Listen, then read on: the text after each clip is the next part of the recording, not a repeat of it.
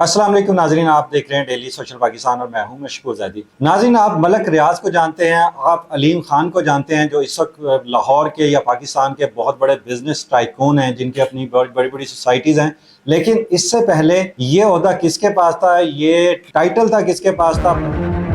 पाकिस्तान का सबसे बड़ा बिजनेसमैन, सबसे बड़ा ताजिर, सबसे बड़ा रियल एस्टेट का ऑनर कौन था और उसके हवाले से दुनिया में क्या क्या खबरें लगती रहीं, उसकी दुनिया में क्या न्यूज़ आती रही। उसके हवाले से ये भी कहा जाता है कि उसने बेनज़ीर भुट्टो को अगवा किया था जब वज़ीर आज़म जुल्फ़िकार अली भुट्टो से पाकिस्तान के वज़ीर आज़म थे। इस बात में कितनी सदाकत है। और इसके अलावा पाकिस्तान को एटमी पावर बनने के लिए यूरेनियम की ज़रूरत थी, इस हवाले से उन्होंने क्या किरदार अदा किया था, इस पर भी आज के व्लॉग में डिटेल से बात करेंगे। नाज़रीन, आप जानते हैं कि पाकिस्तान में बाज़ शख्सियात ऐसी हैं जिन पर पैसा बहुत ज़्यादा मेहरबान होता है। इसकी वाज़ेह मिसाल मलक रियाज है, जिनको किंग मेकर कहा जाता है। अलीम खान को आप देख लें कि वो जिस हुकूमत में जाते हैं उसके लिए जो है वो बहुत बड़ा जो है वो एडवांटेज मिल जाता है उसको, और वो किंग मेकर के तौर पे भी सामने आ रहे हैं। लेकिन इससे पहले एक बहुत बड़े ताजिर थे जिनका नाम सेठ आबिद था। सेठ आबिद के बारे में आज तक ये मालूम नहीं हो सका कि वो ताजिर बड़े थे या स्मगलर बड़े थे, क्योंकि उनके हवाले से हमेशा कंट्रोवर्सीज रही है। जो उनके साथी हैं, जो उनके हक में लिखने वाले हैं, वो उनको हमेशा एक सोशल वेलफेयर वर्कर के तौर से गर्दानते हैं, उनको उनकी सिफात बयान करते हैं, उनकी पाकिस्तान के बारे में खिदमात के बारे में बताते हैं। जबकि दूसरे लोग जो उनके नाकिद हैं वो कहते हैं कि वो एक बहुत बड़े स्मगलर थे जो सोने की स्मगलिंग किया करते थे, जिन्हें गोल्ड किंग के नाम से याद किया जाता है। अब देखें नाजरीन के जब पाकिस्तान बना उस वक्त ये भारत में थे। भारत से हिजरत करके इनके वालिद पहले लाहौर आए। इनका चमड़े का कारोबार हुआ करता था, मगर फिर इनके वालिद ने कराची में हिजरत की। जब वो कराची में गए तो उन्होंने सोने का कारोबार शुरू कर दिया और यहीं से उनकी ज़िंदगी में एक अचानक बदलाव आना शुरू हुआ जब उनकी फैमिली ने बहुत ज़्यादा पैसा बनाना शुरू किया। सेठ आबिद बहुत ज़्यादा बला के ज़हीन थे। उनके बारे में कहा जाता है कि वो गैर मामूली शख्सियत थे। इसके अलावा वो भेस बदलने के माहिर थे और लोमड़ी की तरह उनके अंदर बला की फतानत थी। इसके हवाले से ही कहा जाता है कि वो जो काम करते थे वो अपने जो हरीफ थे, अपोनेंट्स थे, उनको सरप्राइज देकर आगे निकल जाया करते थे। इसीलिए उन्होंने सबसे पहले जब वो कराची गए और उनके वालिद ने सोने का कारोबार शुरू किया तो उन्होंने सोचा कि क्यों ना इस सोने के जो बिज़नेस है, क्योंकि उस दौर में ज़्यादातर बिज़नेस बहरी जहाज़ों के ज़रिए हुआ करता था, तो उन्होंने गल्फ़ को अपना टारगेट किया, इंडिया को अपना टारगेट किया बॉर्डर्स के ज़रिए, और उन्होंने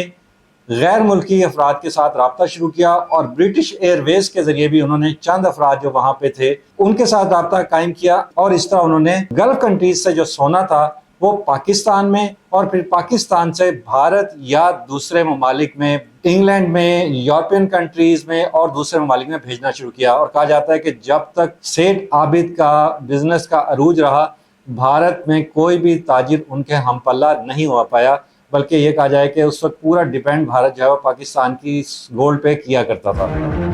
सेठ आबिद को वैसे तो ये बिल्कुल कोशिश करते थे कि मीडिया के सामने ना आए, अपने आप को गैर मारूफ रखें, इनकी पहचान ना हो। लेकिन 1958 में एक मरतबा इनके एक रिश्तेदार जो उनके गालबन दामाद थे या इनके बहनोई थे, वो कराची से लाहौर के लिए सोना लेकर चढ़े। उस दौरान उनकी तलाशी ली गई तो उनके पास से तकरीबन 3100 तोले सोना बरामद हुआ,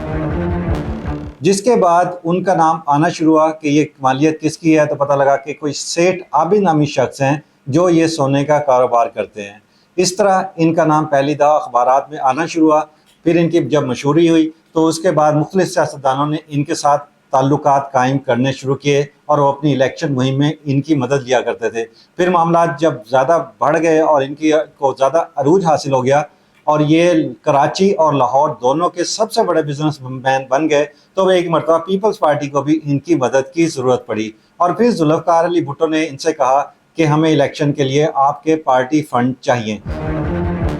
उन्होंने उनसे करोड़ों रुपए मुतालबा किया, जिसको सेठ आबिद ने देने से इनकार कर दिया। सिर्फ यही नहीं किया, जब पैसे नहीं दिए गए तो उन्होंने ये किया कि सेठ आबिद की रिहाइश गाह पर पुलिस को, रेंजर्स को और दूसरे इदारों की मदद से उनके घर पर छापा मरवा दिया। اس وقت ان کی بیٹی نصرت شاہین گرف گھر میں موجود تھی۔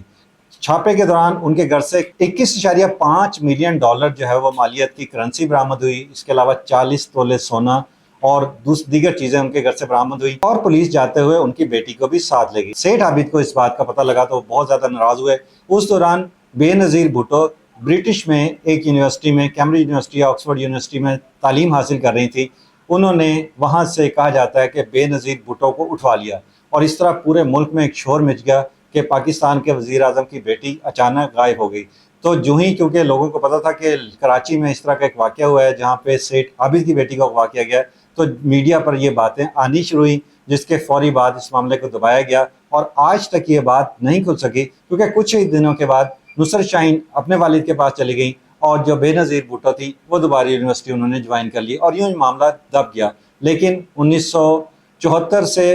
آن ورڈز یہ معاملہ میڈیا پر زیر بحث رہا کہ ذوالفقار علی بھٹو کی بیٹی بے نظیر بھٹو ہیں، ان کو سیٹھ عابد نے اغوا کرایا تھا۔ سیٹھ عابد کی قسمت میں ترقی اس وقت آئی جب اللہ نے انہیں ایک چانس دیا کہ یہ قاسم بھٹی کے ساتھ کاروبار کیا کرتے تھے۔ ایک مرتبہ یہ کافی بڑی مقدار میں خلیجی ممالک سے سونا جہاز کے ذریعے، بحری جہاز کے ذریعے پاکستان منتقل کر رہے تھے، مگر اسی دوران پاکستان میں مارشل لا لگ گیا۔ جب یہ مارشل لا لگا تو انہوں نے پاکستان کا سفر معطل کیا، اور اپنا جو سونا تھا وہ سارے کا سارا کہیں سمندر کے آس پاس ہی انہوں نے چھپا دیا، اور پھر اللہ کا کرنا ایسا ہوا کہ قاسم بھٹی کا کچھ عرصے کے بعد ہی انتقال ہو گیا۔ جب وہ ان کا دوسرا وارث چلا گیا تو وہ سارا سونا جو زیادہ جس کا حصہ قاسم بھٹی کے پاس تھا، اور چونکہ وہ اس کے پاس کوئی ڈاکومنٹس نہیں تھے اور وہ کسی کو پتہ بھی نہیں تھا سوائے سیٹھ عابد کے، تو وہ سینکڑوں تولے سونا یا ہزاروں تولے سونا یا سونے کی جو اینٹیں تھیں، کئی کلو سونا کہہ لیں، کہ وہ سیٹھ عابد کے پاس آ گیا،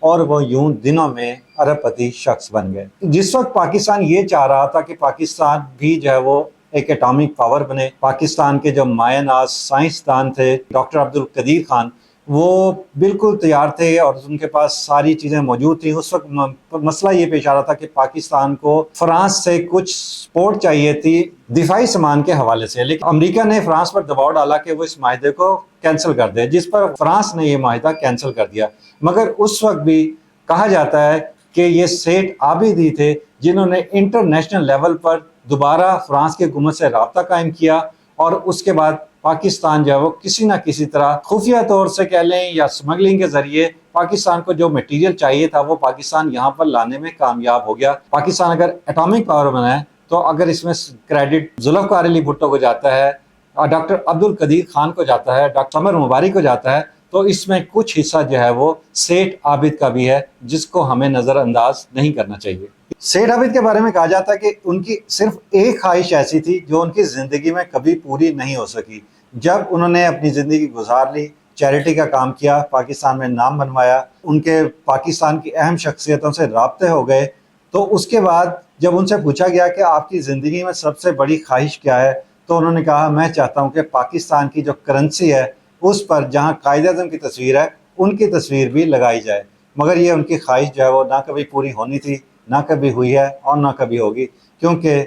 کرنسی نوٹ پر صرف اور صرف قائد اعظم کی تصویر ہی آ سکتی ہے، ان کی جگہ کوئی دوسرا شخص نہیں لے سکتا۔ تو ان کی یہ واحد خواہش تھی جو کبھی پوری نہیں ہو سکی۔ ناظرین، 1986 کا آپ کو وہ شارجہ کا میچ تو یاد ہوگا جس میں جاوید میانداد نے یہ ایک تاریخی چھکا مار کر پاکستان کو فتح دلوائی تھی۔ اس کے بعد اس بلے کی نیلامی ہوئی تھی، اور یہ بلہ بھی اس دور میں 90s کی دہائی میں سیٹھ عابد کے بیٹے نے 5 لاکھ روپے میں خریدا تھا۔ تو آج یہ بلہ بھی سیٹھ عابد کی ملکیت ہے۔ 1977 میں جب ضیاء الحق کی حکومت آئی اور مارشل لا میں حالات بہت زیادہ خراب ہوئے، اور ایسا لگتا تھا کہ جو سمگلرز ہیں جو پاکستان کے خلاف ایسے لوگ جو غیر قانونی کارروائیوں میں مصروف ہیں اور اس طرح کی کارروائیاں کر رہے ہیں، ان کے خلاف گھیرا تنگ کیا جا رہا ہے، تو پھر سیٹھ عابد چونکہ اس وقت تک ان کی عمر بھی بہت زیادہ ہو گئی تھی، 1933 میں پیدا ہوئے تھے، اور اب یہ جو ہے وہ سفر آخرت کی طرف روانہ ہو رہے تھے، تو انہوں نے بھی پھر اپنا سرنڈر کیا۔ اس کے بعد انہوں نے چیریٹی کے کام شروع کر دیے۔ انہوں نے